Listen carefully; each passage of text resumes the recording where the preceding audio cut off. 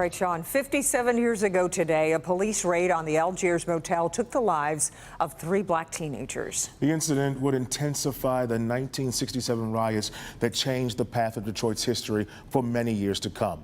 Now, the Algiers motel used to sit along Woodward north of Grand Boulevard. Today, it's just a small park, but people who go by it will now know the important history that site holds. Will Jones is live there for us right now after a special ceremony this afternoon. Hey, Will. Hey, Damon, for the families of those who died here and the survivors, coming back here brought back a flood of emotions. I got that sense by talking to them and hearing their stories. And they're happy that this marker is now here so people will know what happened here. I don't know if you ever heard a person take their last breath. And this is my best friend. And I heard him take it, just like I could hear the air go out.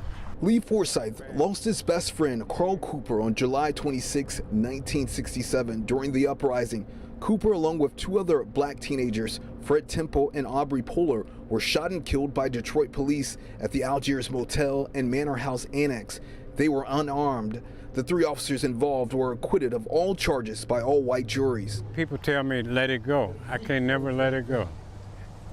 I always remember that day, that night. The motel was torn down decades ago, but now a historical marker stands detailing the events of that night 57 years ago.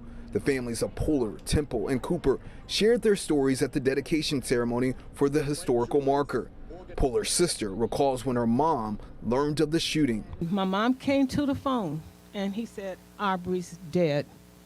And my mom started screaming. Poehler's family wore red to symbolize the blood he shed. Temple's family also wore special t-shirts in his memory. Fred Temple was killed by Detroit police, unarmed.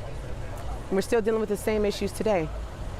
It's unfortunate. Ramia Temple never got the chance to meet her uncle, but she's heard so many stories about him from those who did. He was the sweetest, kindest, most gentlest person.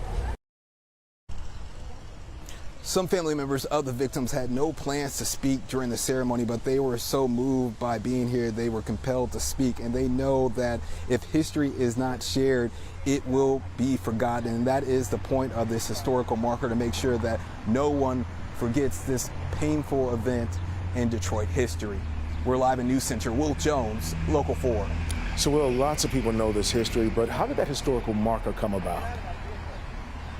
Well, civil rights historian Danielle McGuire, she worked many years on this project, 8 years working with several groups to get this done, and the family was so appreciative, and she actually spoke today, and I saw her getting a lot of hugs from the family members of the victims. Damon.